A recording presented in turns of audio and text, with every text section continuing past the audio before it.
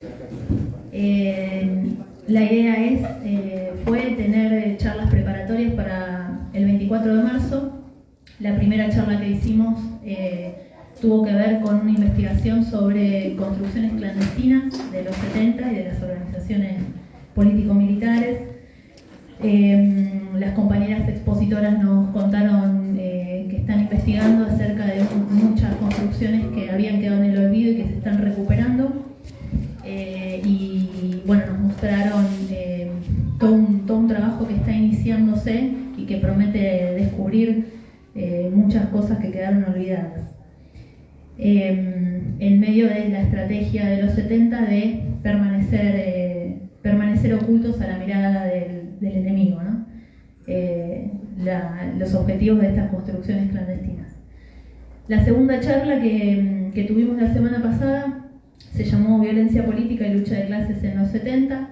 El compañero que nos vino a exponer desarrolló las luchas del movimiento obrero internacional y sus luchas revolucionarias, y en eso se debatió sobre el rol de la justa violencia revolucionaria de los diferentes pueblos y del movimiento obrero internacional. Hoy es la tercera charla. Nos vamos a dedicar más al movimiento obrero argentino, específicamente de los 60 y los 70. La compañera Marisabel Grau, secretaria de ADEMIS, de Asuntos Pedagógicos, profesora de Historia, nos va a contar un poco cómo fue el desarrollo del movimiento obrero a partir de los 60, ya para llegar a su momento más alto organizativo en los 70, y cómo se llegó a eso, y específicamente también la relación que tuvo estrecha el movimiento obrero y las organizaciones político-militares también del momento. Así que bueno, vamos a escuchar a la compañera, después vamos a abrir para comentarios, preguntas, debate. Hay compañeros y compañeras presentes que tienen inserción actual en sindicatos, y compañeros también que tuvieron roles protagonistas en los 70, así que también sería bueno escuchar sus experiencias.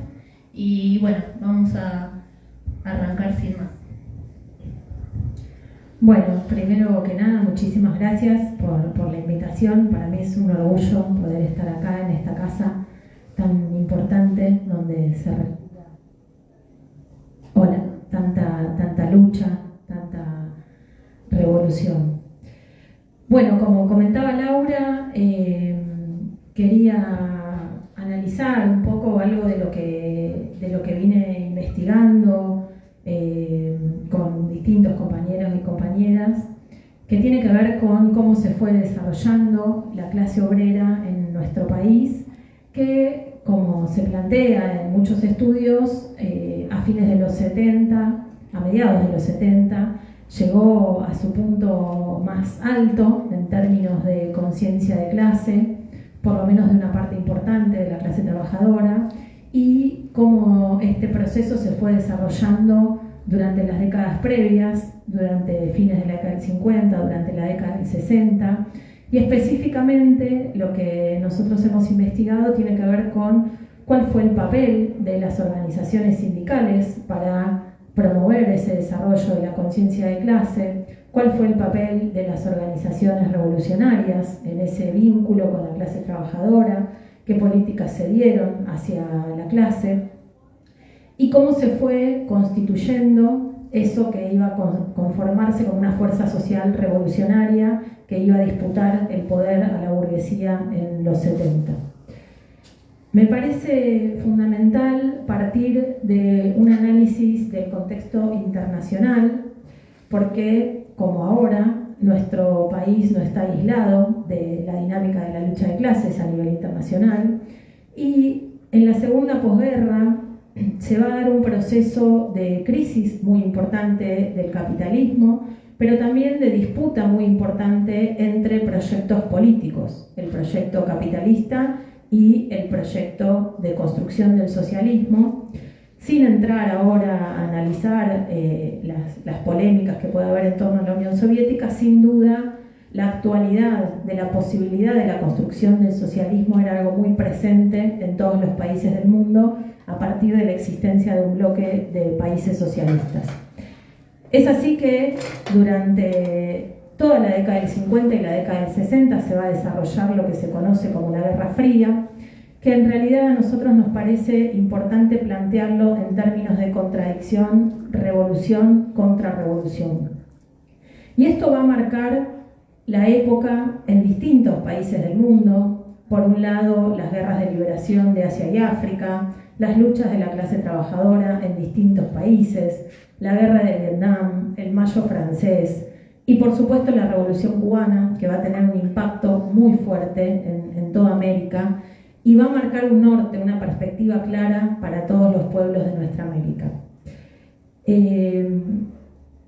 Es así que la revolución va a tener una actualidad, una presencia que por supuesto hoy no la vemos, no parece un escenario posible para las juventudes, para la clase trabajadora, pero que sí se iba constituyendo como un escenario factible, real, alcanzable en la década del 60 y del 70.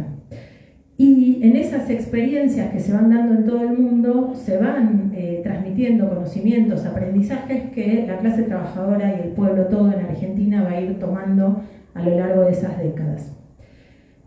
Me parece muy importante también retomar cuáles fueron los primeros momentos de organización a partir del golpe de Estado de 1955, porque por un lado, y vinculándolo con lo que analizaron en el encuentro pasado, no solo el golpe de Estado cuando se concreta en septiembre del 55, sino en los bombardeos de Plaza de Mayo en junio de ese mismo año, se puso en evidencia lo que la clase dominante estaba dispuesta a hacer para derrotar a la clase trabajadora, para correrla de los espacios políticos, sociales, para sacar la posibilidad de que en las fábricas se organizaran los trabajadores a través de las comisiones internas.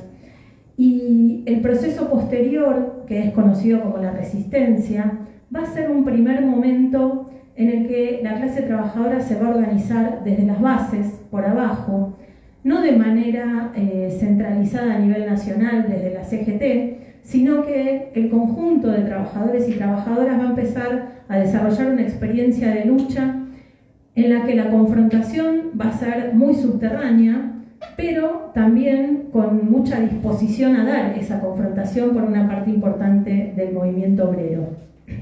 Durante todo ese periodo de la resistencia se van a dar experiencias de sabotajes en las fábricas, de organización clandestina, que para muchos trabajadores y trabajadoras va a ser algo nuevo, que no venían de esa experiencia, y que los pone en situación de actualizar y modificar las formas de organización que se venían dando. Hay muchos relatos de obreros y obreras de cómo empezaron esa organización celular, de cómo empezaron a tener que usar seudónimos, de cómo empezaron a responder a esa violencia política, social y armada por parte del régimen desde abajo y organizándose en las fábricas. Y en esa experiencia de resistencia se van a formar muchas de las que van a ser las camadas de dirigentes posteriores. Algunos hechos muy importantes de ese proceso y que seguramente conocen o escucharon hablar fueron, por ejemplo, la lucha contra la privatización del frigorífico Lisandro de la Torre, que implicó no solo la toma de la planta por parte de los obreros, sino un combate callejero en todo el barrio de Mataderos, que duró muchos días, que implicó la participación del pueblo de Mataderos, de capas que no eran necesariamente trabajadores de adentro de la planta, pero que acompañaron, que apoyaron, que combatieron a la gendarmería, a las fuerzas represivas, levantando adoquines, armando barricadas. Es decir, que eso fue marcando un tránsito, una experiencia de confrontación, de disposición al combate que fue nutriendo los aprendizajes de esa clase trabajadora. En aquellas épocas también se dieron huelgas parciales en distintos lugares del país en las que se formaron muchos de los que, como decía recién, van a ser dirigentes en la década de los 60 y los 70. Y algo que empiezan algunos de estos jóvenes y mujeres también trabajadoras a transitar es un cuestionamiento a qué sindicalismo estaban llevando adelante. Nosotros, junto a Nicolás Íñigo Carrera y Analía Martí, que estudiamos un poco la experiencia de Luz y Fuerza de Córdoba y de la dirección de Agustín Tosco, registrábamos lo que ellos llamaron la conformación de la generación del 53. Fíjense que ya en el 53, durante el propio gobierno de Perón, va a haber en Luz y Fuerza de Córdoba un grupo de jóvenes que empieza a cuestionar ese sindicalismo que ellos llamaban de administración. Empieza a cuestionar la dirección de Sierra, que era el secretario general en ese momento, planteando que el sindicalismo no podía reducirse a reivindicaciones económicas, corporativas, que eran necesarias, pero que el sindicalismo tenía que plantearse también cuestiones políticas, también de orden general de la sociedad. Y ese grupo, el Luz y Fuerza de Córdoba, va a llegar a formar parte del Consejo Directivo con Tosco a la cabeza, y se van a empezar a dar una política de organización adentro del sindicato que muchos años después va a dar los frutos que dio. Me parece importante e interesante recuperar algunos de esos elementos. Por ejemplo, una de las primeras cosas que hacen es la creación y publicación del Electrum, que era el periódico que distribuían entre los trabajadores, donde analizaban los problemas políticos, donde podían plasmar estas otras preocupaciones, ¿no? Tosco decía, bueno, muy atados a las necesidades elementales y primarias y económicas de los trabajadores, pero también pudiendo explicar, bueno, cuáles son las raíces de los problemas que tenemos, discutiendo con los compañeros y compañeras de trabajo en las asambleas, pero también en los partidos de fútbol, en cada uno de los puestos de trabajo, generando espacios de participación por abajo que fueran nutriendo a lo que después va a ser una de las más importantes vanguardias del movimiento obrero. En ese proceso también la Dirección Nacional del Movimiento Obrero, encarnada en la CGT, va a ir desarrollando programas que son programas muy importantes, como el programa de Huerta Grande, primero el programa de la falda, que van a plantear un proyecto de país. Y en eso también queremos detenernos porque en general se habla de la burocracia sindical como una representación del matonismo, de las prebendas, ¿no? De la claudicación en las luchas, pero es importante tener presente que en aquellas décadas esa dirección de la CGT postulaba un programa de gobierno que tenía reivindicaciones bastante avanzadas para lo que se planteaba en la época, que por ejemplo planteaban la necesidad de nacionalizar el comercio exterior, planteaban que la propiedad privada debía existir en función social, es decir, en función de las necesidades de los pueblos y no al revés, y que planteaban reivindicaciones políticas que tenían que ver también con los derechos políticos de la clase trabajadora, la necesidad de recuperar, por supuesto, los sindicatos que habían sido intervenidos, pero también las calles, la participación política. Y de estos programas van a salir después distintas iniciativas de lucha que también van a ir generando experiencias muy importantes para el conjunto de la clase. Muchos de los elementos de esos programas, de hecho, después van a ser tomados por el programa de la CGT de los argentinos que se funda en 1968. Me interesa destacar también de esos años cómo esa parte de la dirección del movimiento obrero, sin cuestionar explícitamente el orden social vigente ni planteándose la superación del capitalismo, llevó adelante luchas que fueron muy importantes. Uno de los episodios de lucha también más conocidos es lo que se llamó el Plan de Lucha de la CGT, que empezó en 1963 y llegó hasta 1965, que también se planteó un programa que incluía aspectos económicos, pero también aspectos políticos, aspectos sociales, y que se planteaba una lucha en todo el país, a nivel nacional, y que incluía al conjunto de las ramas de los trabajadores y trabajadoras, y que implicó un grado de enfrentamiento muy importante, no solo con los empresarios, con la patronal, sino también con el Estado.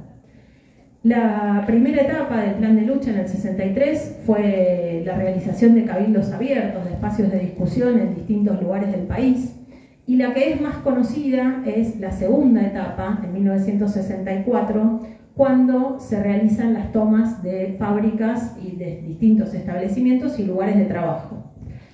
En ese plan de lucha se llega durante una jornada a ocupar 11.000 establecimientos en todo el país, implicando al 75% de la clase trabajadora asalariada y generando una reacción por parte de la clase dominante, que fue una enorme preocupación, y generando al mismo tiempo una experiencia de lucha en la clase trabajadora que también fue muy significativa.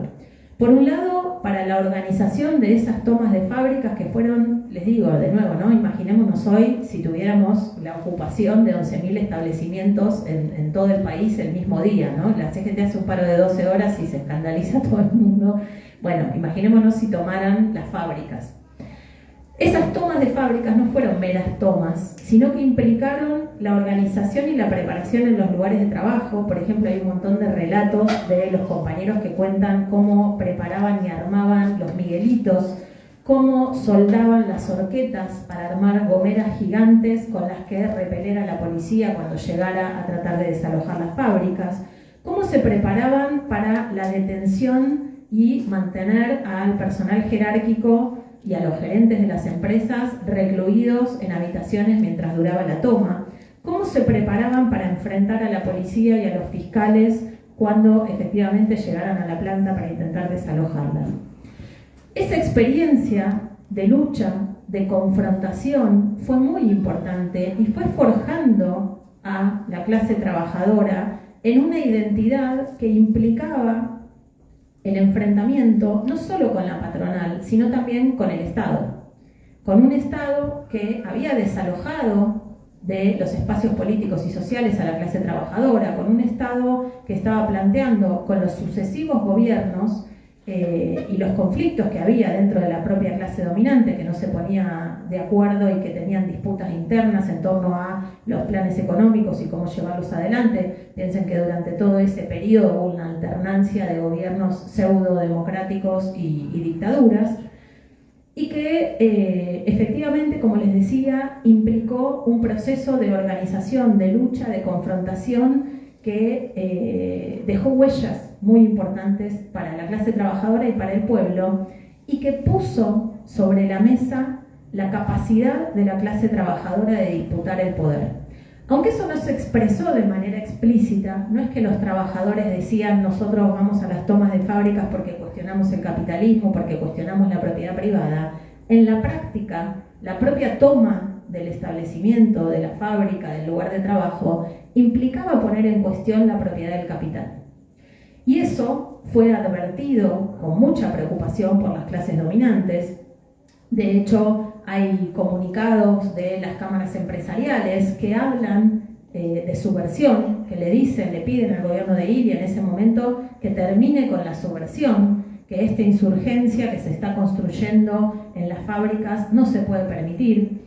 Y muy a pesar de lo que a veces se plantea, de que Ilia era un demócrata, bueno, la política de Ilia fue de una represión fuerte hacia el movimiento obrero, y de hecho a partir de estos planes de lucha van a procesar a 100 de los 19 dirigentes sindicales de la CGT. Fíjense también esto, ¿no? Es una confederación de trabajadores que no se estaba planteando superar el capitalismo, que expresaba una conciencia de la clase trabajadora en tanto asalariados, que peleaba por obtener las mejores condiciones posibles dentro del sistema capitalista, pero que se planteaba un programa de gobierno, que se planteaba un desarrollo de la industria nacional, que se planteaba la participación de la clase trabajadora en la conformación de los gobiernos y que daba peleas que eran muy significativas para lograr esos objetivos. Y esas peleas no eran meramente económicas.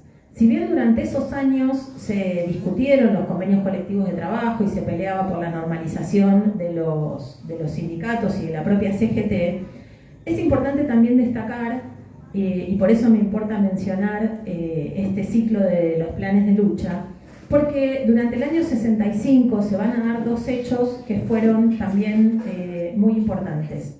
Uno es que frente a la visita de Gaulle, el héroe de la Segunda Guerra Mundial, va a haber una disputa muy fuerte en relación a su figura. Por un lado, desde el régimen y desde el gobierno se planteaba la reivindicación de Gaulle como un héroe de la lucha contra los nazis, y desde el campo del pueblo se planteaba la reivindicación de Gaulle como un representante de la tercera posición, ¿no? Del no alineamiento ni con el mundo capitalista ni con el mundo socialista.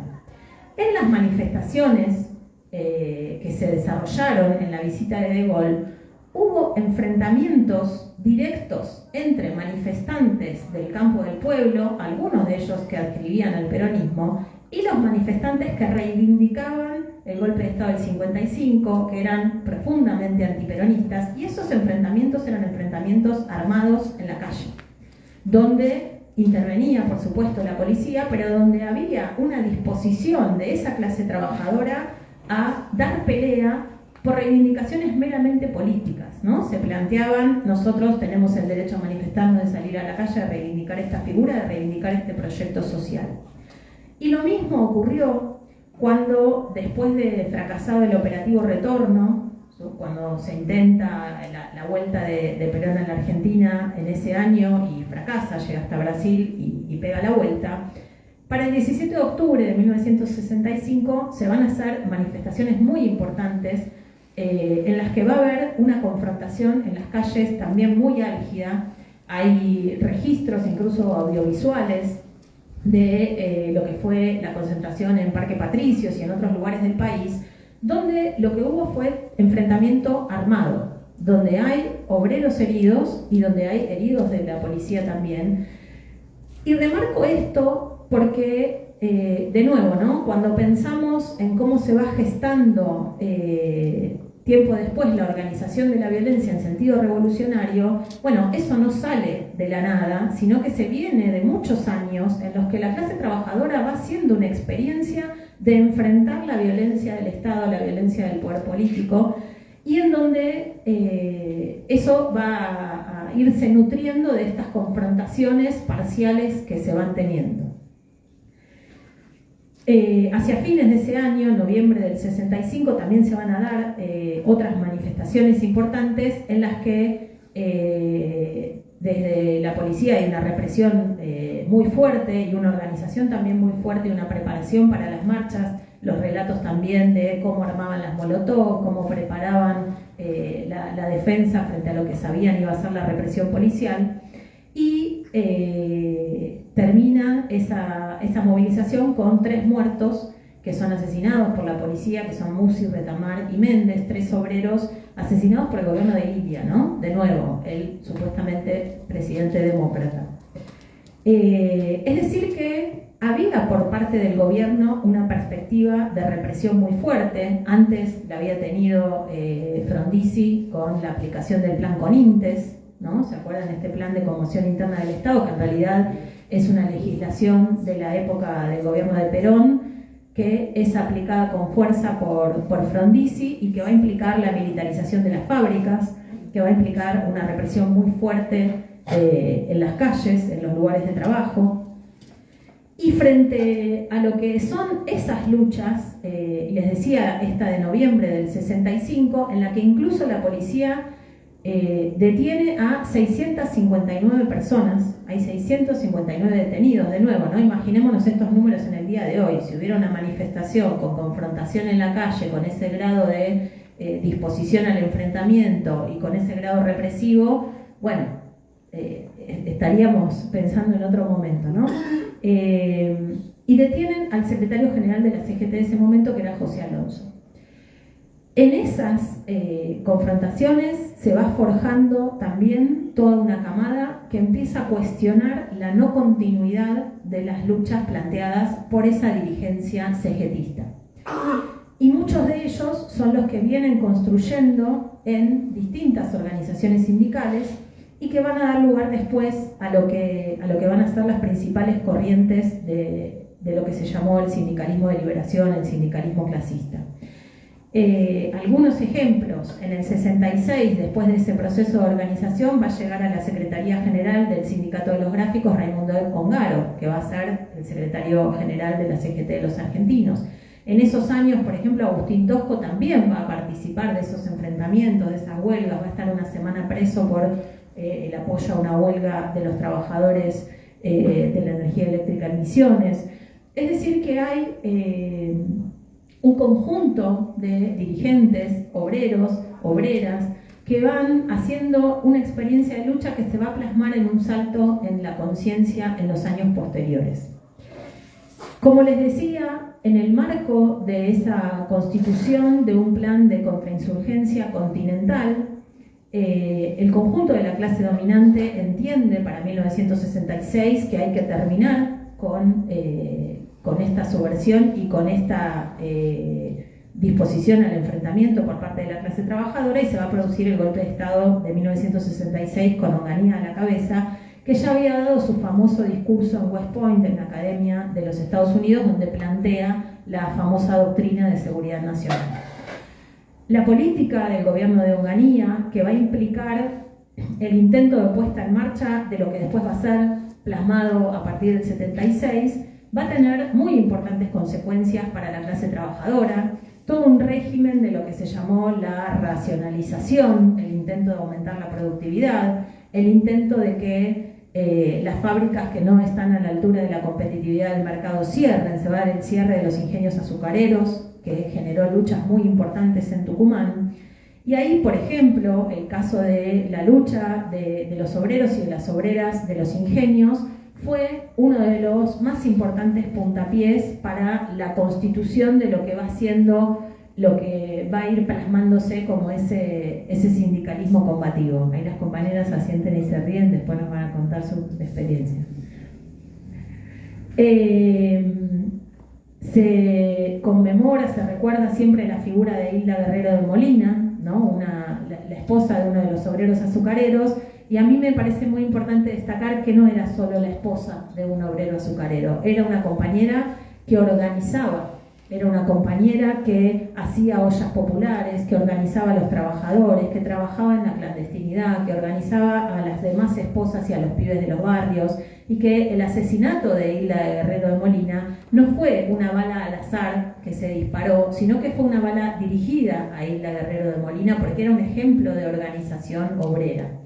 Esto es algo que algunas investigaciones de hace pocos años lograron sacar a la luz.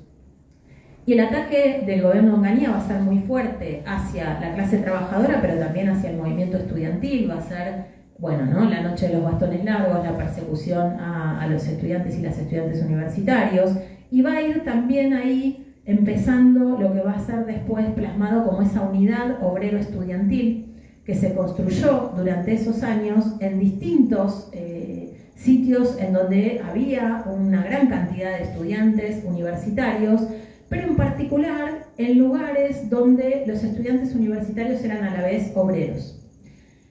Frente a la represión de las Fuerzas Armadas y policiales, va a haber distintos casos de estudiantes asesinados que van a generar mucha conmoción a nivel nacional, y de hecho las principales dirigencias obreras que se van constituyendo como esas dirigencias más combativas van a acompañar incluso a los sepelios. Agustín Tosco acompañó el sepelio de Santiago Pampillón, por ejemplo, acá en Córdoba. De Blanco en Rosario también fue acompañado toda la despedida, digamos, por los dirigentes obreros de allí de Rosario.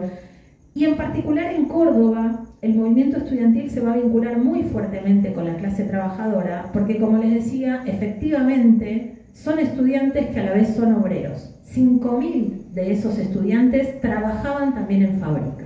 Entonces ahí va a haber una identidad unificada que va a facilitar el desarrollo de esa unidad. Y va a haber una intervención también muy consciente por parte de esa dirigencia sindical que se fue formando durante esos años, que va a plantearle, incluso en el caso de los estudiantes de Córdoba, que en el momento de mayor confrontación, en el 66 y en el 67, van a buscar ayuda al sindicato de Luz y Fuerza de Córdoba. Hay un relato de uno de los dirigentes estudiantiles que se entrevista con Tosco y dice: la verdad no nos gustó lo que nos dijo, porque Tosco les dice, en este momento, en el 67, venían de una huelga general que había salido muy mal y que no estaban en condiciones de acompañar la lucha como los estudiantes pretendían. Y les plantea que en lugar de organizarse por facultades, como tradicionalmente había hecho el movimiento estudiantil, se organizaran por barrios, y que eso iba a permitir también organizarse con la gente de los barrios y, en caso de confrontación, tener un control territorial. Este dirigente estudiantil dice: bueno, no nos gustó eso que nos dijo Tosco en su momento, pero después, cuando vino el Cordobazo, vimos los resultados, ¿no?, de esa organización estudiantil. Me parece importante porque también va a marcar cuál va a ser la línea de estos dirigentes sindicales que van a terminar planteando una alternativa de corriente político-sindical que se plasmó en el sindicalismo de liberación, que tenía que ver con desarrollar desde el sindicato una lucha política. Y ahí me parece que es interesante poder conocer, bueno, cuáles eran los debates o los lineamientos que había en términos generales y cómo pensaban la organización y la actuación desde el sindicato.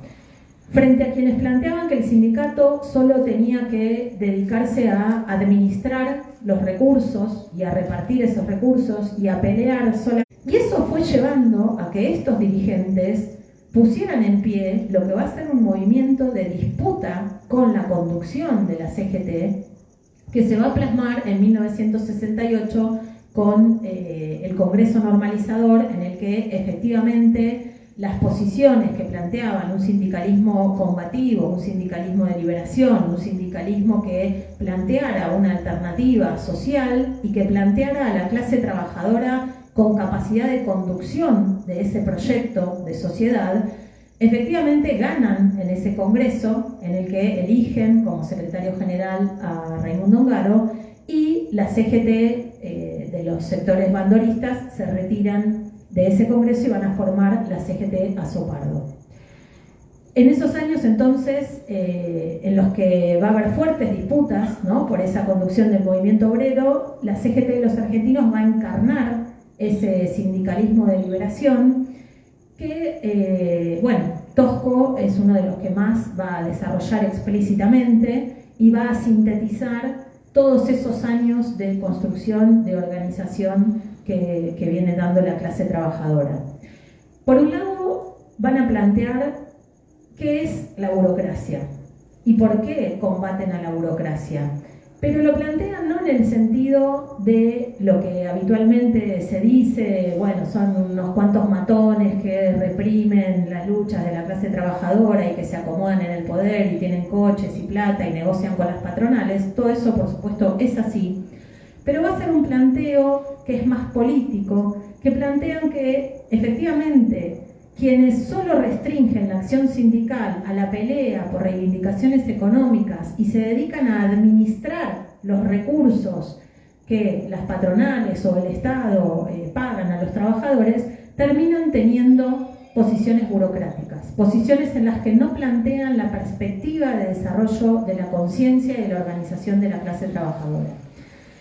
Y la contraposición que hacen en relación al sindicalismo que ellos llaman de liberación es un sindicalismo que plantee la organización de la clase trabajadora en la pelea por sus reivindicaciones inmediatas, pero que funcione como una palanca también en la lucha política, que funcione como un espacio de desarrollo de la formación, de la conciencia, de organización junto con otros sectores de la sociedad, y que efectivamente plantee una disputa por el poder que no se limite a la administración, sino que efectivamente pueda poner en cuestión el orden social.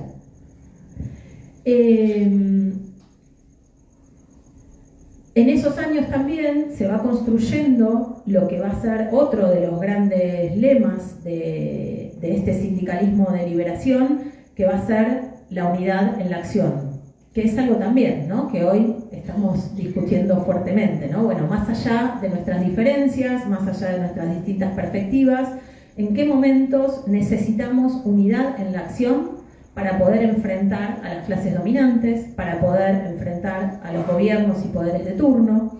Y eso va a ser algo que también genere muchas discusiones, incluso dentro del campo del sindicalismo combativo.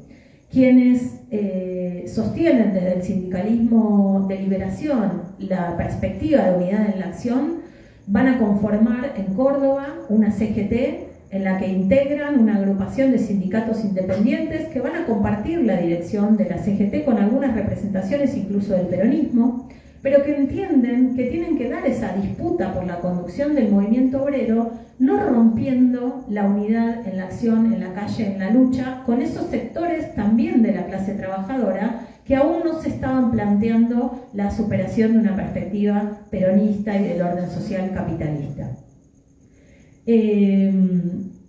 Para esos años, como decía al comienzo, el impacto de la Revolución Cubana también va a ser muy fuerte, el impacto en el movimiento estudiantil y también en la clase trabajadora, en muchos de estos dirigentes.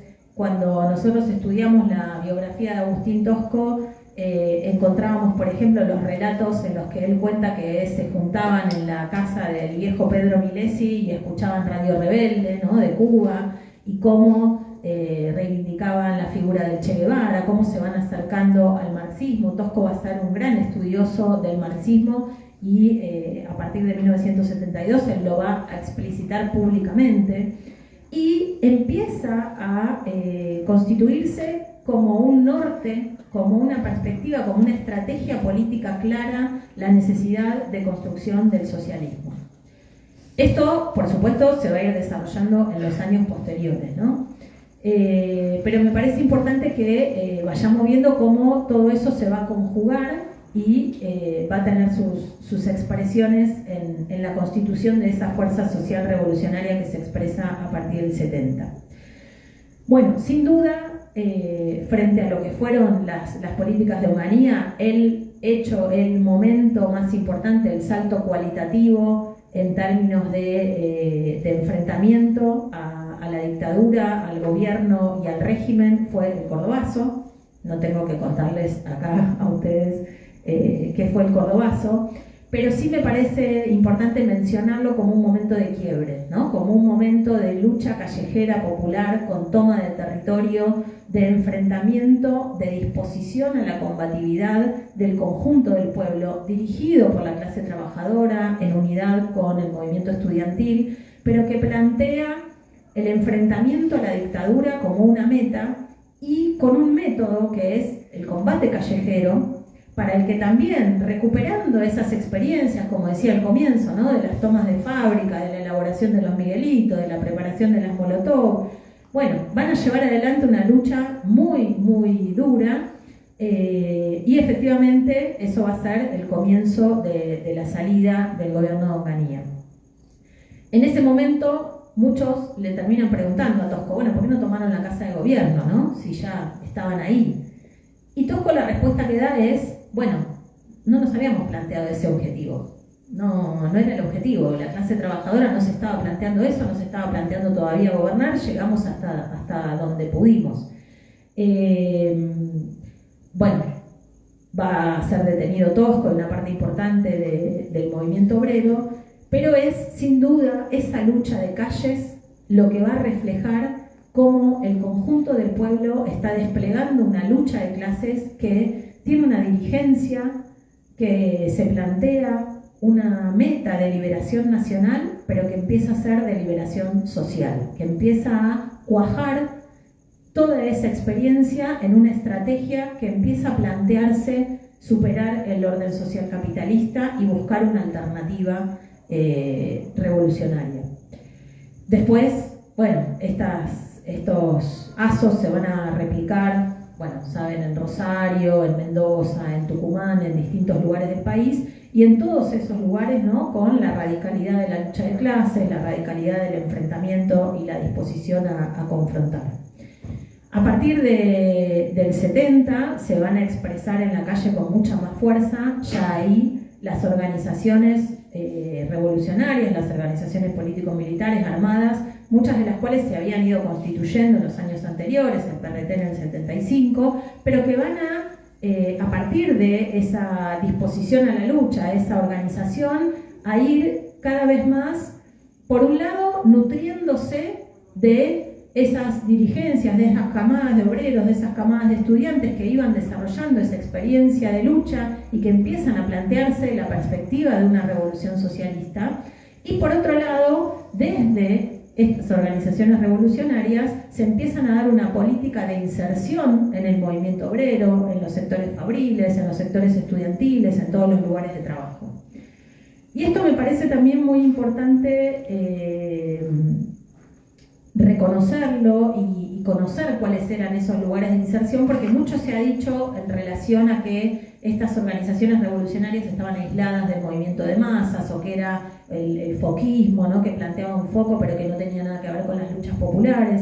Y si nosotros vemos todo el recorrido de la clase trabajadora, en realidad lo que podemos observar es que esas organizaciones revolucionarias son expresión del desarrollo de la conciencia de la clase trabajadora y están conformadas por elementos de esa clase trabajadora, de ese movimiento estudiantil. No son ajenas a ese pueblo que venía desplegando esas luchas y que iba desarrollando una conciencia revolucionaria. En particular, desde el Partido Revolucionario de los Trabajadores se va a ir conformando y se va a ir desarrollando y elaborando una política sindical que, no sin vaivenes y sin discusiones, va a empalmar con las perspectivas de lo que venía siendo el sindicalismo de liberación. Una política que se plantea la organización de la clase trabajadora en sus lugares de trabajo, pero que se plantea también la necesidad de discutir política e ideológicamente cuál debe ser el objetivo estratégico de transformación de la clase trabajadora y del pueblo, que se plantea la disputa por mejores condiciones de trabajo, por salario, pero que se plantea la necesidad de vincular esas luchas fabriles con otras luchas populares, de llevar adelante un proceso de organización en los territorios, de que cuando había un conflicto fabril se vincularan los compañeros y compañeras con los vecinos de los barrios, con todos los que pudieran tejer una red de apoyo, con todos los que pudieran abonar a una disputa ideológica con la clase trabajadora, una disputa política y a un desarrollo de la conciencia. En ese camino es que, buena parte de la dirigencia de muchas organizaciones sindicales va a sumarse al PRT. El PRT se va a dar además lo que seguramente conocen, que es esta política también de proletarización, pero me parece de nuevo importante destacar que la política de proletarización no implicaba que no había obreros que se estuvieran sumando al partido, sino que era parte de un desarrollo en términos de experiencia, de conciencia, para quienes no venían de la clase trabajadora, por lo menos una parte del movimiento estudiantil. Y en esos años se va a desarrollar también un debate muy fuerte con lo que fueron los sectores del sindicalismo llamado clasista, que acá en Córdoba, sobre todo, tuvieron la conducción de los sindicatos CITRAC y CITRAM, que seguramente los conocen, y que durante las luchas del CITRAC y CITRAM se dieron debates entre este sindicalismo de liberación y el sindicalismo clasista. Desde la perspectiva del sindicalismo de liberación, lo que planteaban los compañeros es que la organización sindical tenía que darse una perspectiva política, pero que esa perspectiva política tenía que ser hacer la revolución y no había demasiadas mediaciones. Y desde el sindicalismo de liberación, Tosco y otros compañeros planteaban que efectivamente el sindicato tenía un papel político que cumplir, pero no aislado del conjunto de los trabajadores, no aislado del resto de la sociedad, no aislado, sino con esta práctica que venían desarrollando de unidad en la acción, de unidad en la lucha, incluso con sectores que no fueran explícitamente o no explícitamente clasistas o parte de este sindicalismo más combativo. Durante los hechos del Viborazo, esas discusiones van a ser muy fuertes, incluso va a haber sectores del CITRAC y CITRAM que lo acusan a Tosco de traidor porque no acompaña una de las movilizaciones cuando ellos estaban mocionando determinadas marchas y concentraciones. Pero lo cierto es que después, desde el propio Partido Revolucionario de los Trabajadores, donde algunos de los dirigentes del CITRAC-CITRAM eran del partido, se va a hacer toda una revisión y una crítica a esa política que aislaba al movimiento obrero de la lucha de los demás sectores de la clase y del pueblo. Y de hecho, dos de los principales dirigentes de las luchas del CITRAC-CITRAM, saben ustedes que después de luchas muy fuertes, ocupación de la fábrica y demás, el sindicato fue intervenido, fueron detenidos muchos de sus dirigentes, quedó esa lucha aislada, no lograron constituir un anillo de solidaridad y de unidad que permitiera vencer. Y que dos de esos principales dirigentes, que son el Goyo Flores y Domingo Bici, van a hacer una autocrítica muchos años después, planteando que efectivamente había sido un error la política que se habían dado, que hubiera sido mejor no aislarse del conjunto, que hubiera sido mejor no plantear estas reivindicaciones que eran tan de máxima que desdibujaban la lucha desde las bases. Me parece importante detenerme en esto porque esto, ¿no? Siendo militantes y organizándonos sindicalmente en la actualidad, son discusiones que todavía tenemos, ¿no? Con distintos sectores. Bueno, ¿qué papel debe cumplir el sindicato? ¿Cuáles son las luchas que llevamos adelante? ¿Con qué niveles de unidad? ¿Con qué reivindicaciones, ¿no? A veces pasamos de solo luchar por el salario a consignas de máxima que no acompañan al conjunto de las trabajadoras y los trabajadores de un gremio. En relación con la inserción que tuvo el PRT, me parecía importante detallar algunos lugares, porque creo que son realmente significativos.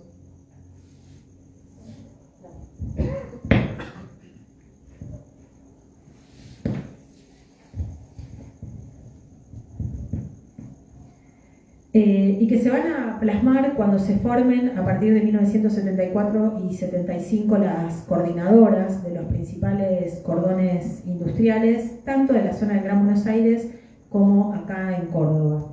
Este es un libro de Santiago Estavala y Daniel de Santis que hacen un estudio sobre la política del PRT en el movimiento sindical, el movimiento obrero, y mencionan en particular en Córdoba cuáles fueron algunos de los más importantes dirigentes. José Antonio Apontes Palomo, Heredia, Guillermo Apel Pucheta, Figueroa, Víctor Hugo González, todos de Perkins.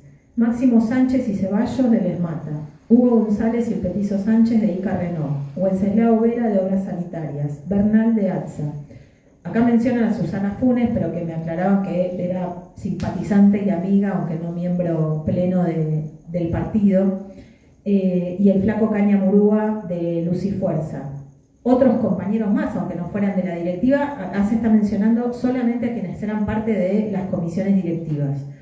Carlos Hugo, el Perro Codrea de FOECIT, Luis Mario Finger del Sindicato del Caucho, y a estos, bueno, hay que sumar una larga lista, ¿no? De dirigentes obreros que ingresaron al partido y que eso se plasmó en cuál fue la política sindical, que era una política amplia que se plasmó también en la formación del movimiento sindical de base. Una de las perspectivas tenía que ver con generar un espacio de organización que permitiera unir a todas esas dirigencias combativas y que adscribían a un sindicalismo de liberación, o por ahí no con ese nombre, pero con sí esa perspectiva de intervención sindical y política. Y el movimiento sindical de base va a tener un desarrollo muy importante, sobre todo en Córdoba. En Córdoba se va a hacer uno de los encuentros en el Córdoba Sport Club, donde van a ir 5.000 personas, 5.000, es enormísimo ese número, y donde se va a ver concretamente la fuerza que está teniendo en el movimiento obrero y cómo esa parte de la clase trabajadora empieza a constituirse como conducción del conjunto del movimiento obrero que disputa, por un lado, la dirección de la burocracia sindical cegetista, por un lado, disputa a las patronales y las empresas, y por otro lado, disputa al Estado con un proyecto claro, ahora sí, de revolución socialista.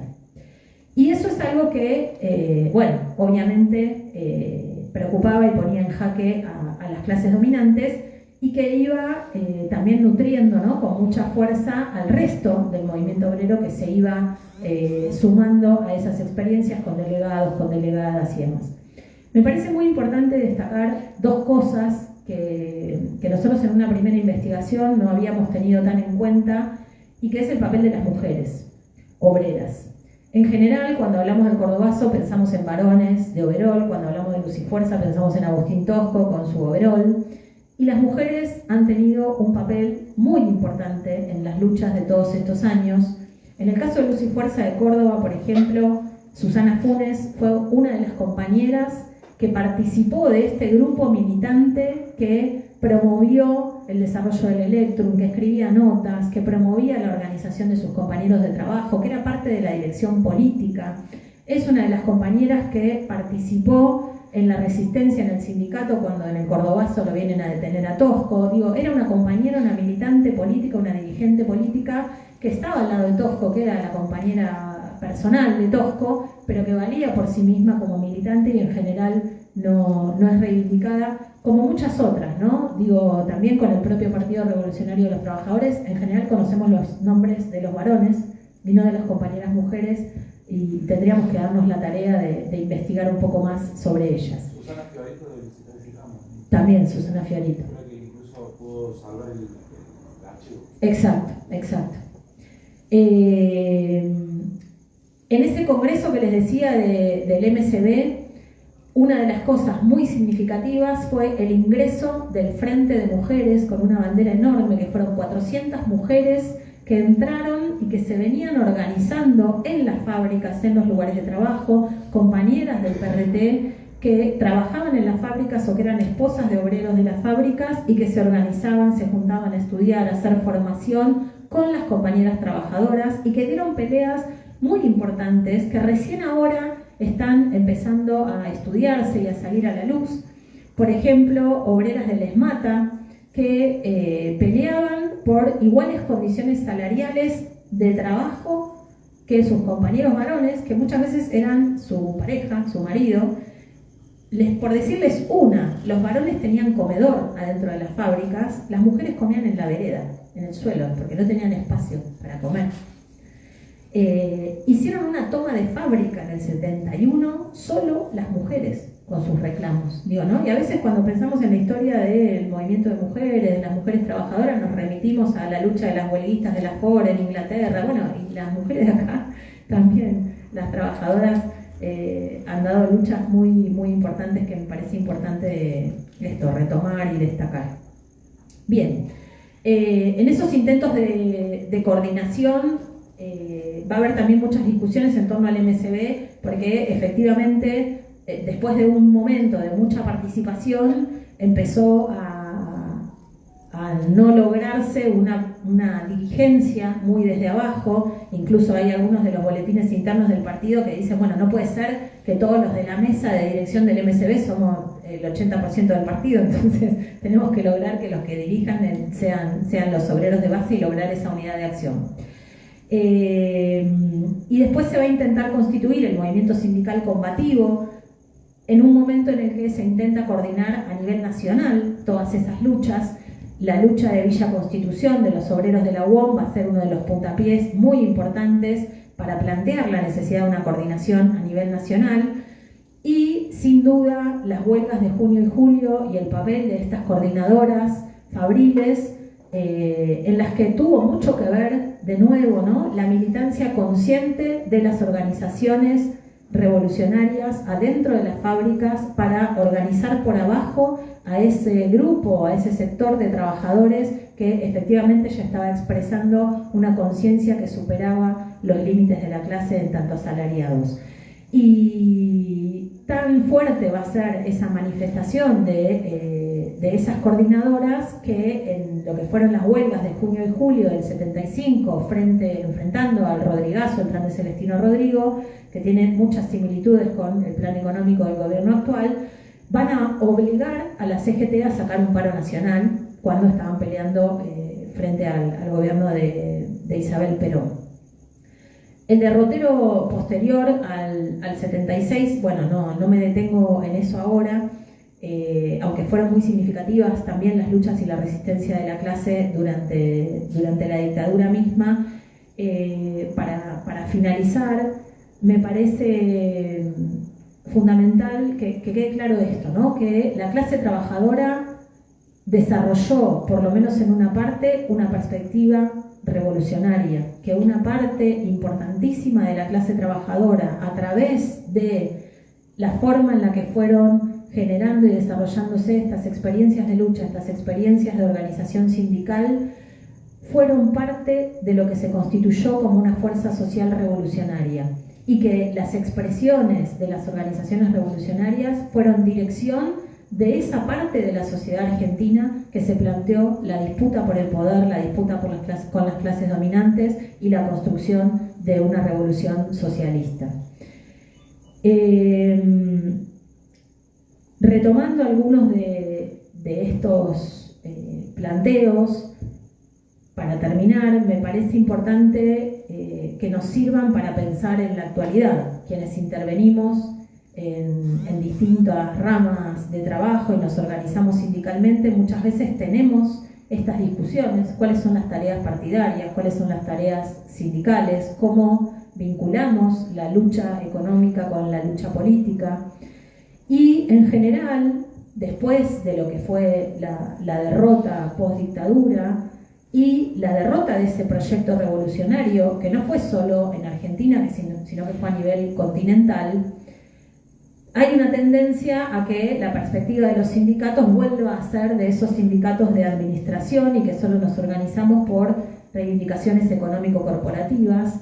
Y nos parece que es fundamental hoy recuperar el conocimiento del sindicalismo de liberación, los planteos de cuál debe ser el papel del sindicato, justamente para poder plantearnos cuáles son las tareas políticas desde cada una de las ramas en donde estamos, que nos podemos plantear en el sindicato. Por darles un ejemplo, yo soy parte de la comisión directiva del sindicato ADEMIS en la Ciudad de Buenos Aires, que es un sindicato docente, en los que hay una parte de la conducción que todo el tiempo plantea reivindicaciones que tienen que ver con lo salarial y las condiciones de trabajo. Bueno, desde mi perspectiva y las de otras compañeras y compañeros con las que construimos, tenemos que poder dar un debate político de cuál es la función que cumple la educación en nuestra sociedad, qué educación necesitamos, cuál es el proyecto educativo que nos propone el Fondo Monetario Internacional, que explícitamente plantea que las escuelas deben ser espacios de contención social, que plantean explícitamente, por ejemplo, que en las escuelas hay que desarrollar programas de orquestas infanto-juveniles, que hay que desarrollar talleres de ajedrez, que hay que desarrollar talleres que mantengan ocupados en esas actividades a los pibes y pibas más pobres para evitar la conflictividad social. Y también qué papel ha cumplido la escuela históricamente, ¿no? Como sostenedora ideológicamente del orden social. Y nosotros entonces, por supuesto que nos reivindicamos como trabajadoras de la educación y reivindicamos nuestro derecho a tener salarios que nos alcancen para satisfacer las necesidades de nuestras familias. Por supuesto que reivindicamos condiciones laborales adentro de las escuelas, pero también tenemos que darnos la tarea de qué papel político vamos a jugar como docentes. ¿Qué escuela queremos desarrollar? ¿Una escuela que sea adoctrinadora, sostenedora de este orden social injusto, desigual? ¿O queremos desarrollar una perspectiva crítica, emancipadora? ¿Cómo hacemos para desarrollar esa perspectiva crítica, emancipadora desde nuestro rol docente? Entonces, no se trata de plantearnos tareas políticas que, como capaz planteaban los compañeros clasistas, no de ir a la escuela y decirle a las compañeras, no hay que pelear por el salario, hay que hacer la revolución. Y las compañeras te miran con cara de ¿qué me estás hablando? pero sí de ir introduciendo debates políticos sobre la sociedad en la que vivimos, que implica dar una disputa ideológica. ¿Qué queremos construir? ¿Cuáles son las causas de los problemas que tenemos, las causas profundas? ¿Cuáles serían las formas de resolver esos problemas profundos que tenemos? Y cómo necesitamos desarrollar experiencias organizativas que nos permitan efectivamente avanzar en un proyecto de emancipación social para el conjunto del pueblo. En ese proyecto, sin duda, la clase trabajadora tiene un papel fundamental que cumplir y nos parece que esto, ¿no? Que es nuestra tarea poder abonar al desarrollo de esa conciencia y de esa perspectiva revolucionaria en la actualidad. Bueno, creo que hasta ahí y me fui.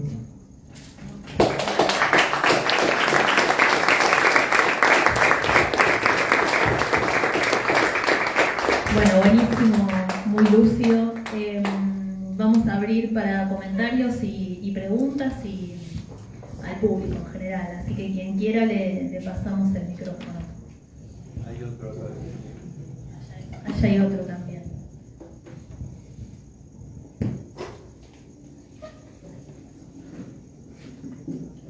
Llega hasta ahí. ¿Puedes pasar y ponte cómodo, como quieras? ¿Querés venir a sentarte acá? Sí, sí.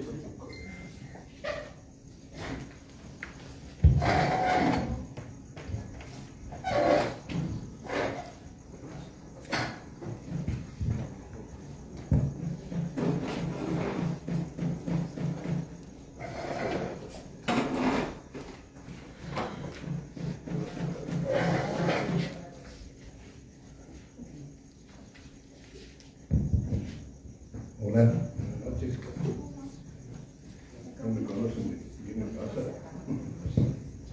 Soy Cocacho, Sosa, de Luis José de Córdoba. Detenido y desaparecido en mi lugar de trabajo. Quiero, en primer lugar, felicitar al profesor, historiador. ¿Cuál fue el rol del Partido Revolucionario de Trabajadores en Luis Fuerza, PSTE,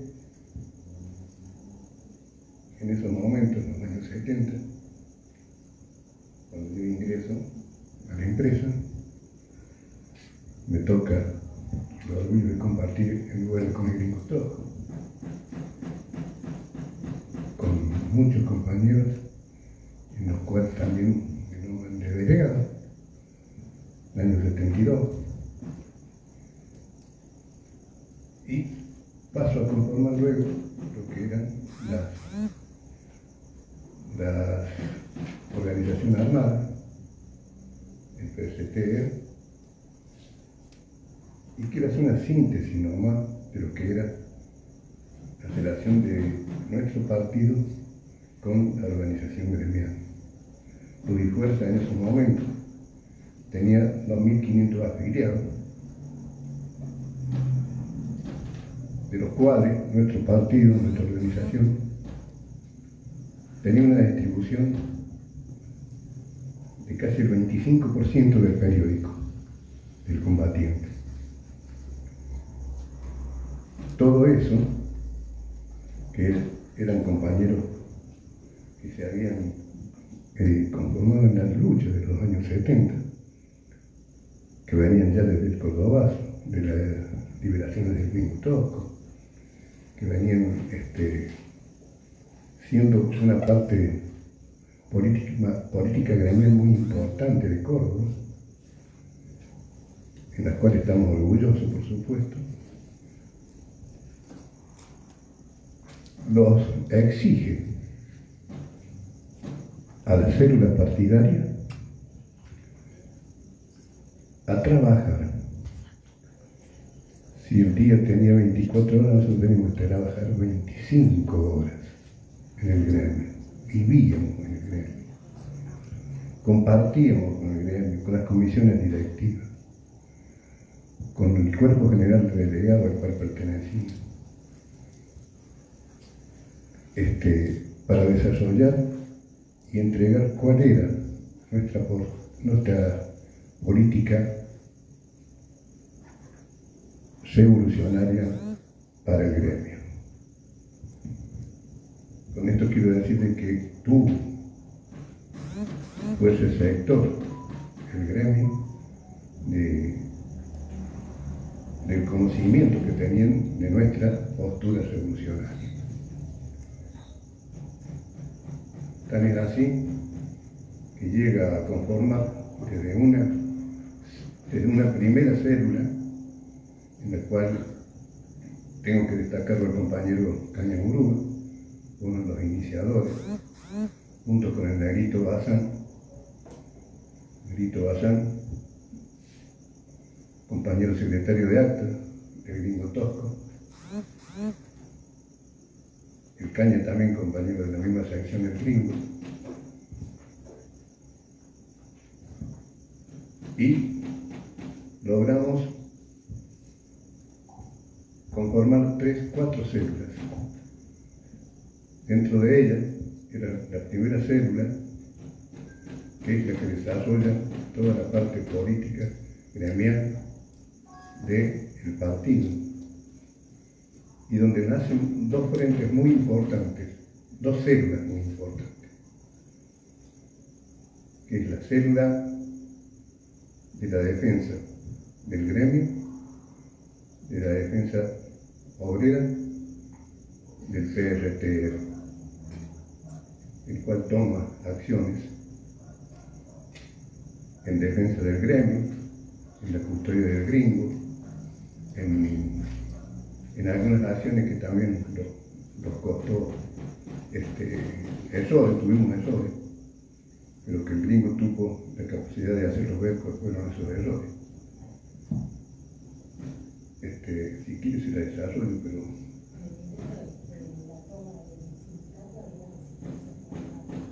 claro, sí, exactamente. Estábamos rodeados por la policía de García Rey, y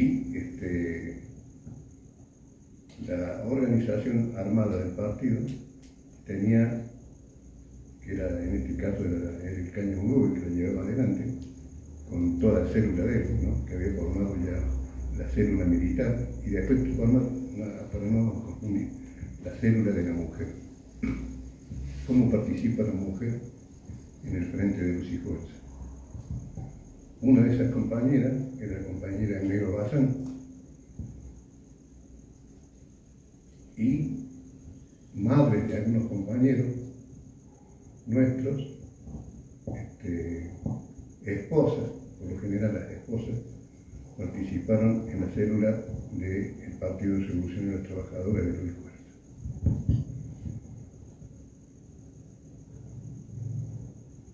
En ese momento de que ya era por segunda o tercera vez que intervenía en el gremio, García Rey, el jefe de policía de Córdoba, hace la toma de la ESMATA en la calle 27 de abril, y en la misma altura nuestra, en la calle de Empune, rodea con toda la policía al sindicato. El Caña, o sea, la célula militar que tenía Luz y Fuerza, tenía una escapada que era cortando con el Gringo Tosco adentro cómo podíamos evadir a la policía. Y ese día la evadimos. Salimos sacándole la lengua a la policía por el costado de la calle Plagueiro.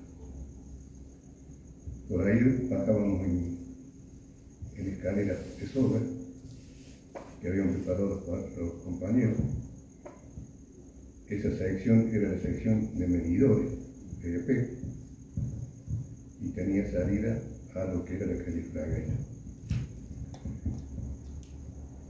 No pudieron detener a nadie, no pudieron argumentar nada, solo los que dijeron de que habían sacado armas de gruesos calibres. Mentiras, no sacaron absolutamente nada, porque todo fue limpiado en la cara de ellos, desde la Zapata dijeron lo mismo. También quiero remarcar cómo era nuestro trabajo dentro del gremio. Por ejemplo, siendo un gremio con una experiencia de lucha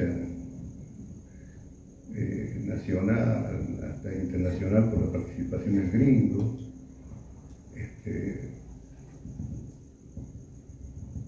los tomábamos el separo de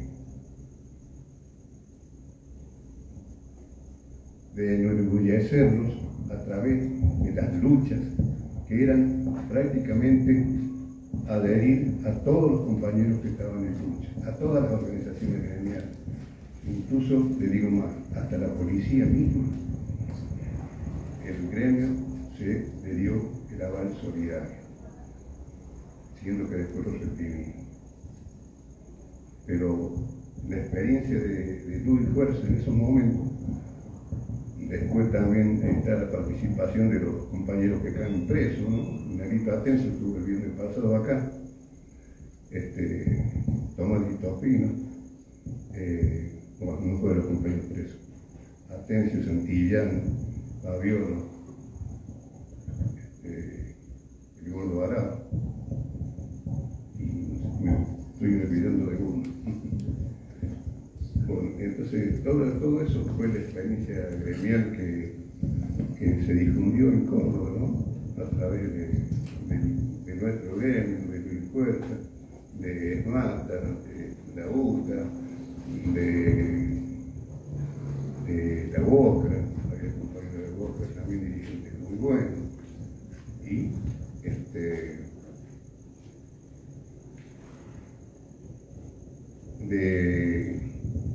de una participación, como dijo la profesora, realmente elogiosa, ¿no? A la cual todavía hoy, los trabajadores de Luis Fuerza, la llevamos con orgullo. Los que participamos, los que estuvimos en ese frente y los que llevamos la voz del partido a todo eso, a los gremios y a lo que fue también el movimiento sindical de base. Ahí conformamos el secretariado de Luz y Fuerza de las agrupaciones, con el Negrito Castelo, el Gringo Isi y yo. Fue el secretariado de ese acto que dice la compañera, que fue de 5.000 personas, con el Córdoba Sport tenía una capacidad para 4.000 personas. No sé si me quieren hacer una pregunta, estoy a su disposición, pero es un poco, no entretenerlos mucho tampoco. No sé, compañero.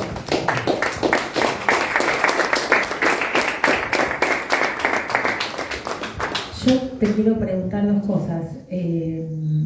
Una, no sé si vos estabas ya trabajando en Luz y Fuerza cuando fue el Cordobazo, pero cuando yo decía esta capacidad de organización y de preparación para la confrontación, el sindicato de Luz y Fuerza cumplió un papel fundamental en el Cordobazo, que fue la bajada de la Palanca, donde había un grupo operativo que se había preparado para ir a cortar la luz en toda la ciudad y que implicaba un conocimiento que no tenían otras ramas de trabajadores, y eso también me parece importante destacar, ¿no? Que los trabajadores de Luz y Fuerza tenían un conocimiento de la totalidad de la rama de la industria de la energía eléctrica que les ponía en posibilidades de dirigir a otras ramas de trabajadores. Y por otro lado, que las disputas de esta corriente sindical, del sindicalismo de liberación, eran muy fuertes con los otros sectores del sindicalismo burocrático. Es famoso el debate de Tosco con Rucci, que se dio en la televisión, y cómo eso se plasmaba por ahí al interior del sindicato, ¿no? En las conversaciones, en las disputas con compañeros que todavía adherían al peronismo, pero que igual respetaban la dirección de Tosco y de esa comisión directiva que tenía una perspectiva de emancipación. Sí, con respecto a la bajada de la llave, teníamos cómo hacerlo, sabíamos había una conformación técnica en una de las centrales más grandes de Córdoba que estaba en condiciones de hacerlo, pero más que nada cumplía una función de protección al trabajador de Luis Fuerza. Cualquier cosa que le pase a los trabajadores de Córdoba, Luis Fuerza estaba dispuesto a bajar las llaves, a dejar en oscura a Córdoba, a la ciudad y a la provincia de Córdoba. Eso por un lado, o sea, era una presión que ejercía el gremio sobre el enemigo, ¿no? El enemigo de la clase. Y luego, con respecto a los debates, a todo eso, Luis Fuerza fue cuna de todos esos debates, ¿no? Donde, por ejemplo, la formación del movimiento sindical combativo, en la biblioteca de Luis Fuerza, el viernes pasado creo que dije que era Tosco, Salamanca, y López. Salamanca no participó, ahora no recuerdo bien, era la agrupación de la lista masón que luego le gana a Salamanca el gremio.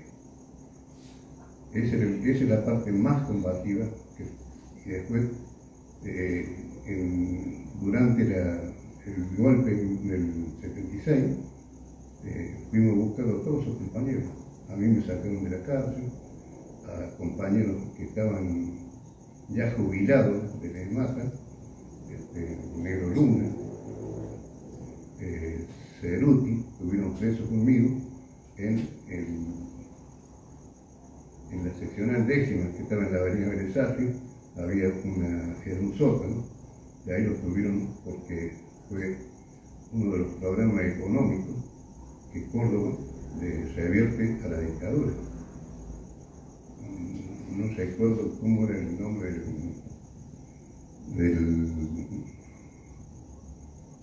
economista en ese momento que fue también dentro de lo que era no, fue...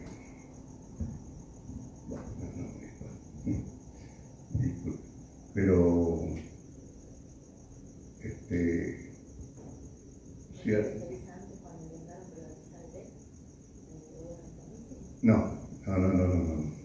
pleno 76, o sea, pleno 77, 78, que ahí salen los grupos de tarea de los militares a tomar las casas de los ex compañeros de la EMATA, de Luis Fuerza, de los gremios más combativos, que eran los que ellos decían que estaban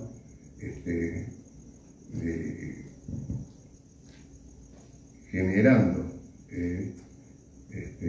dentro del golpe la resistencia, vendría a ser, en esos casos, la resistencia obrera en los años 76, 77, 78. Entonces fracasa este plan económico y no lo pueden llevar adelante. Después, lo otro que me preguntaste fue sobre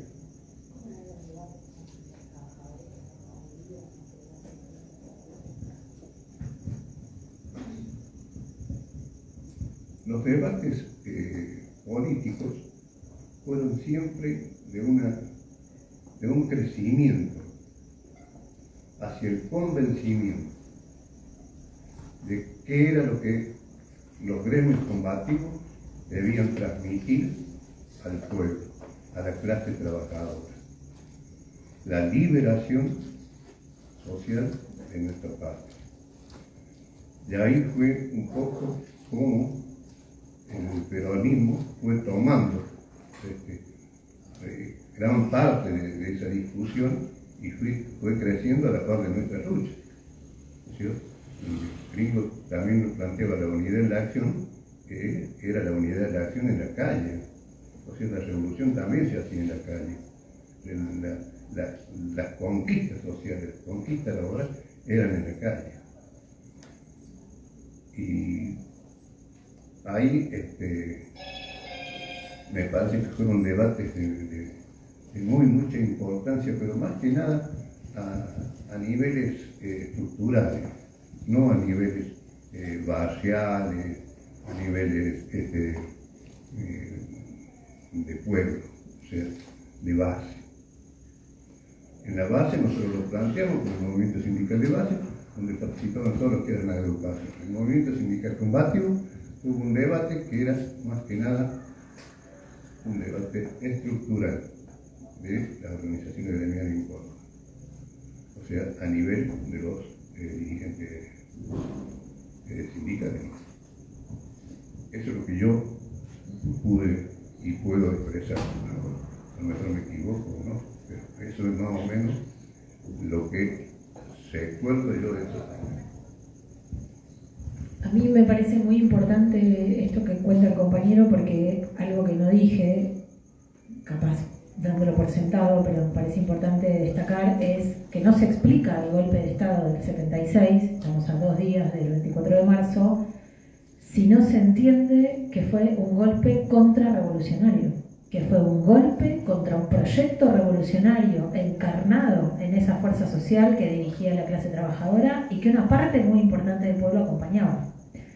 Digo esto, ¿no? Incluso trabajadores que adscribían al peronismo, pero que estaban conformando esa fuerza social revolucionaria también, ¿no? Y que es algo que hoy, después de 40 años de democracia, de sistema institucional en el que se ha ocultado, ¿no? O se ha tergiversado ese proyecto revolucionario, bueno, no está presente en la mayoría del conocimiento de nuestro pueblo, de nuestra clase, de la población, ¿no? Que acá hubo un proyecto de revolución, que hubo un intento de revolución en marcha. Esta casa es una expresión material, concreta de eso, ¿no?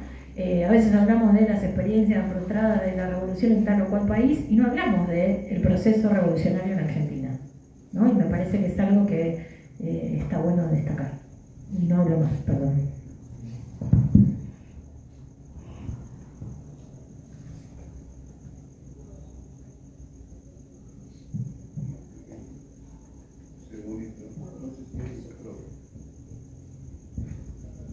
Hay una cosa muy importante que nombra la compañera,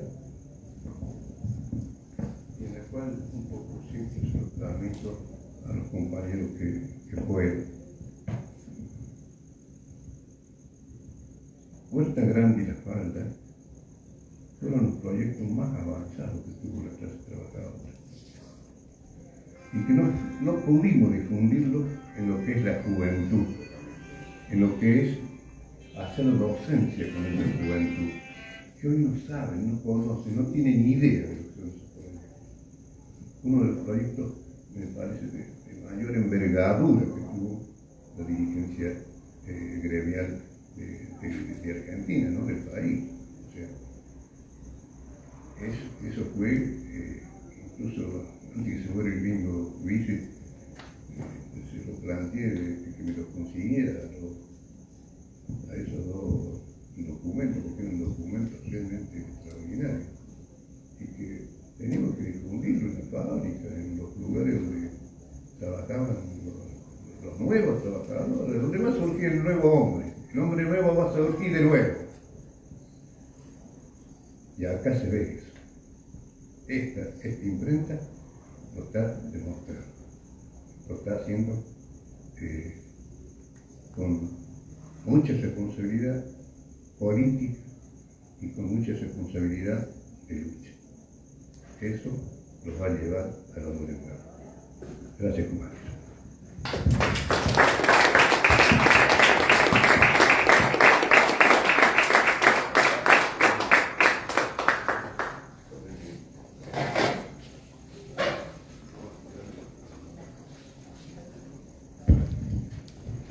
¿Alguna otra pregunta, comentario?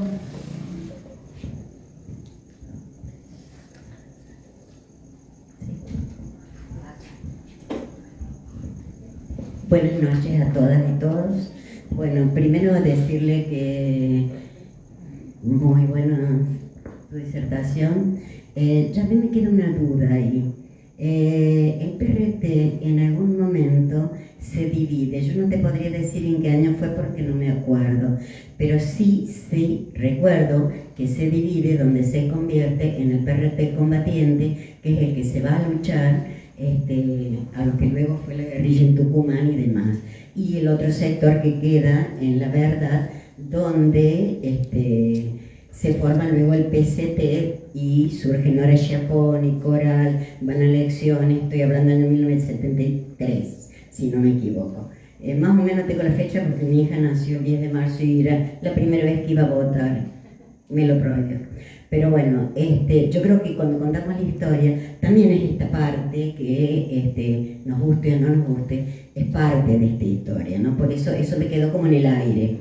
Y lo otro, decir que yo soy, no me gusta en general hablar de mí, pero yo fui partícipe del Cordobazo, fui una de las obreras voceras de la fábrica del vidrio, que quedaba en el Camino San Carlos, el cordón San Carlos, y esto digo porque es parte de la historia de nuestra provincia, y no es poca cosa. Había dos fábricas muy importantes de mujeres, una que se llamó Lumitron, que tenía alrededor de 200 mujeres, y la otra que se llamó, era de la Orran y se llamaba Lesa, y tenía, en un momento llegó a tener, el momento más álgido de producción, llegó a tener más de 300 mujeres. Nosotros pertenecíamos al Sindicato del Vidrio. El Sindicato del Vidrio en ese momento lo conducía un señor llamado Luján, creo que era Juan o Jorge, un señor burócrata, que el señor iba a la fábrica, subía a la oficina del dueño, que era Keith Trosser, hablaba con él, negociaba y después nos venía y nos informaba. Bueno, las obreras, vos hablabas en un momento de que los obreros no tenían dónde comer. Las obreras no teníamos no solo dónde comer, no teníamos vestuario, comíamos en el suelo, y es más, comíamos en los baños. Lo que pasaba en el movimiento obrero donde trabajábamos mujeres era opresión y explotación a la enésima potencia, y eso lo hemos vivido a lo largo de los años. Tuvimos la suerte en aquel momento de que hubo un grupo de compañeras, algunas proletarizadas, que fueron las que empezaron a abrir nuestras cabezas. Esas compañeras eran de lo que hoy es, creo que el Polo Obrero o algo parecido, eran de Política Obrera. Ellas venían con unos volantes sindicales todas las semanas y las compañeras de la fábrica las odiaban porque decían, ahí vienen las locas con el volantito. Pero resulta que las locas empezaron a entrar despacito porque empezaron a llamarlo al burócrata por su nombre. Nosotros le decíamos en la fábrica que viene el panzón. Entonces ella en un momento atinan a poner en el volante, llegaron los panzones a Lesa. Eso fue porque las compañeras empezaron a leer el volante. Por eso muchas veces yo digo, esto de hablar el mismo lenguaje que habla la clase es muy importante. Yo aprendí a luchar en aquellas épocas, y lo que sí puedo decir que no dejé de luchar hasta el día de hoy, porque creo que quien se dice o se reivindica revolucionario debe de luchar desde su casa para afuera toda la vida, desde que te levantás y te tomás el mate, pues ya estás pensando qué pasa con la vecina de al lado, o qué pasa con el verdulero, voy a comprar la verdura, ¿qué le digo? ¿De qué hablo? ¿De la verdura que está cara? ¿De cuánto ganó? ¿De qué hablo con ese señor? Eso es una cosa que se nos tiene que internalizar. Nosotros somos, como vos decías en algún momento, los transmisores de todo esto. Y en este momento que nuestra patria tiene un momento muy difícil, creo que es sumamente importante esto de la unidad en la acción. ¿no? Cosa que nosotros en el 69, la fábrica Lesa está a 2 cuadras de EPEC, de Barrio Jardín o Villa Rebol se llama, y salimos a la calle con los compañeros de EPEC. La consigna en ese momento era juntarnos con los compañeros de Transa, con los compañeros de Morco y Benítez y con los compañeros de Borrell y Mangley y con los compañeros de EPEC, hacer un acto en la esquina de EPEC y Las Vías y todos marchar juntos hacia el centro. Eso nunca se pudo hacer, porque ya cuando nosotros salimos nos enteramos que en el centro estaba medio álgida la cosa y que habían matado a alguien, habían matado a Máximo Mena. Entonces ya salimos, pero todos dispersos. Y yo creo que desde aquella época en que intentamos armar dentro de las fábricas y en los sectores que nos rodeaban, fíjense que hasta dónde tengo que decir que se perdió la industria en Córdoba, que eran las 5 de la mañana y parecía que era en la General Paz a las 9 de la noche. Había cualquier cantidad de autos, de camionetas, de motos que pasaban hacia el fondo de lo que era Camino San Carlos, hoy O'Higgins, a las fábricas que había en ese sector. También estaba Corsemar, bueno, la gente que estaba en el hipódromo, que era grande y por lo tanto tenía muchos trabajadores. Nosotros nos reuníamos con los vecinos del sector y así fuimos organizándonos muy de a poquito, pero en el momento propiamente dicho del Cordobazo logramos salir y llegar al centro y bueno, y fuimos parte de aquello que fue el Cordobazo. Hace poco salió un libro, debe ser más de un año, el libro de la Liliana Fulgieri, que no habla mucho de política, pero sí nos cuenta la historia de estas mujeres que hicieron el Cordobazo, y había muchas fábricas de calzado y fábrica de caucho donde trabajaban mujeres que hasta el día de hoy están invisibilizadas. O sea, y las trabajadoras de las casas de familia a hoy siguen invisibilizadas, cobran 2 pesos, les dicen que les van a pagar lo que corresponden, que son 1.991 pesos, y con mucha suerte y viento a favor les pagan 1.500, las hacen trabajar un montón de horas y les hacen hacer lo que se les da la gana. Y esas mujeres no son de ninguna manera contempladas, ni siquiera por el resto de las mujeres, porque hasta ahí hemos llegado, que ni siquiera miramos a nuestras pares que se revientan trabajando en casas de otras mujeres que trabajan en otros lugares, porque no solo trabajan en los country, en las casas de las burguesas, también trabajan en casas de otras mujeres. Y en eso yo creo que todavía nos falta a las mujeres un largo camino por recorrer, en esto de ser sororas, ser lo más solidarias posible, de preguntar todos los días qué le pasa a la otra, ¿no? Yo creo que hemos recorrido un camino larguísimo, larguísimo. Haber conseguido la ley que hoy quieren cuestionarnos, que fue ganada y conseguida en las calles, porque la ley por el derecho al aborto legal, seguro y gratuito, y el derecho a decidir es nuestro triunfo. No es de nadie y no es de ningún partido. Eso es un triunfo de las mujeres y de los hombres que nos acompañaron. Y yo creo que eso nosotros lo tenemos que superar hoy, porque no nos podemos quedar las mujeres en la casa mirando televisión o hablando lo que sea. Tenemos que seguir luchando y hacer unidad de acción con quien sea, si es el diablo, con el diablo, pero nosotros no podemos seguir permitiendo que nos gobierne una peluca. Eso yo creo que por ahí pasa la cosa. Y yo creo que, hablando del 24, creo que una forma importante es que seamos muchos, que cada uno de nosotros seamos transmisores, de que el 24 en vez de ser 1000 seamos millones en la calle. A mí me parece que por ahí pasa la cosa, ¿no? Y después, sí, todo lo que contaste, a mí por ahí me generaba sonrisas, porque era parte de la historia de nuestra vida, de las viejas y de los viejos. Es la historia que era recordar, era volver a tener imágenes en mi cabeza de las mujeres en la fábrica explotadas.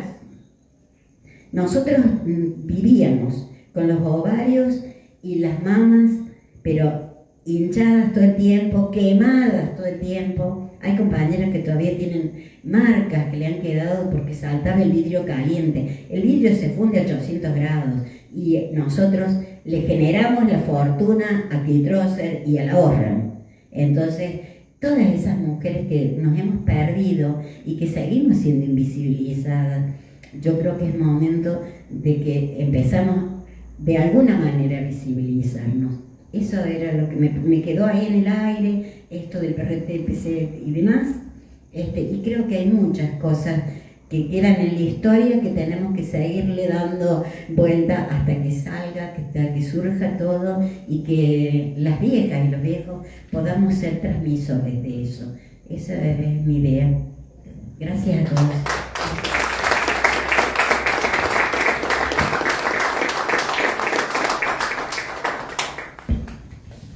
¿Alguien más? Bueno, sin duda nos deja esta charla muchas líneas para pensar y cómo intervenir en el día de hoy con la situación de los sindicatos hoy, con la situación del movimiento obrero hoy, que bueno, tiene ciertas diferencias con lo que logró el movimiento obrero en la década del 70, pero que eso no quiere decir que las tareas sean distintas. Simplemente que tenemos que encontrarle la vuelta de cómo, bueno, esto que vos decís, de usar el lenguaje, que es un poco más de que usar el lenguaje, es entender los pensamientos.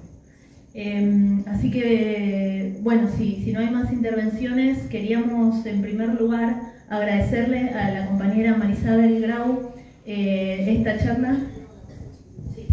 Por un lado, hay gente acá que te puede contar mejor que yo porque protagonizó esos debates con la parte que se va de Nahuel Moreno del PRT. Digo, acá el Vasco después se sientan y charlan.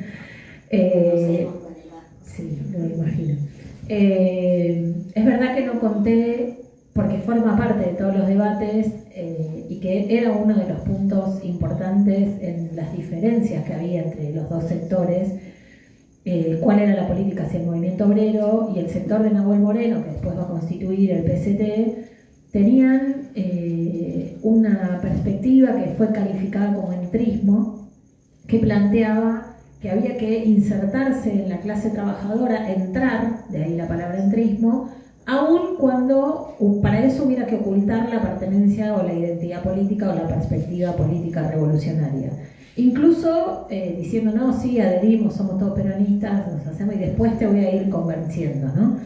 El PRT el combatiente y con la línea que fueron construyendo a lo largo de esos años, cuestionó mucho esa perspectiva, ¿no? Planteaban que había que ser honestos en el debate con los trabajadores, que había que plantear una política diferente, una alternativa, y siguen siendo, como decía Laura, debates también de la actualidad, ¿no? De compañeros y compañeras que tienen una perspectiva también muy institucional, que nosotros discutimos con muchos compañeros y compañeras con los que somos compañeros de lucha en los sindicatos, organizaciones trotskistas, pero que tenemos diferencias. Tenemos diferencias en nuestra perspectiva de construcción sindical, en nuestra perspectiva política, y tienen, a mi juicio, una deriva muy institucionalista, además de economicista en su práctica sindical. Y como vos decías, ¿no? Bueno, fueron los que se presentaron en elecciones y demás, que eso fue otro gran debate. Bueno, en la actualidad también, a veces el papel del sindicato es la acumulación para el proceso electoral. Y eso es un problema, porque no están pensando en el avance de la clase, sino en el avance de sus candidatos en las elecciones, ¿no? Y eso, bueno, tiene consecuencias importantes. Perdón que te interrumpí.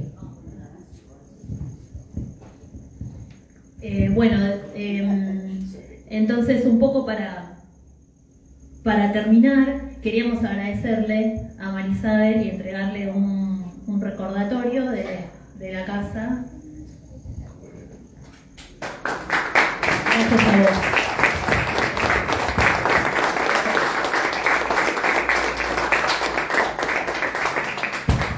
Y aprovechar ahora también para invitar a todos y a todas a marchar con nosotros el 24 de marzo. Vamos a estar acá en la imprenta desde las 11 de la mañana. Vamos a hacer una olla popular para charlar un poco, compartir con las personas, organizaciones que quieran acercarse. Vamos a estar preparando las banderas vamos a estar preparando las consignas. Queremos un 24 de marzo que reivindique la lucha de nuestros compañeros y compañeras, que reivindique la necesidad de la revolución hoy, que reivindique que la democracia que se ha construido desde el 83 hacia acá no es la democracia por la que lucharon nuestros compañeros y compañeras, y por eso vamos a estar ahí diciendo y gritando que nosotros todavía sostenemos las banderas de nuestros compañeros y compañeras del PRT y de las organizaciones políticas militares que supieron asumir al enemigo y que supieron estar a la altura de la historia. Así que esperamos a todos de acá y esperamos estar a la altura también nosotros. Gracias a todos y a todas por venir.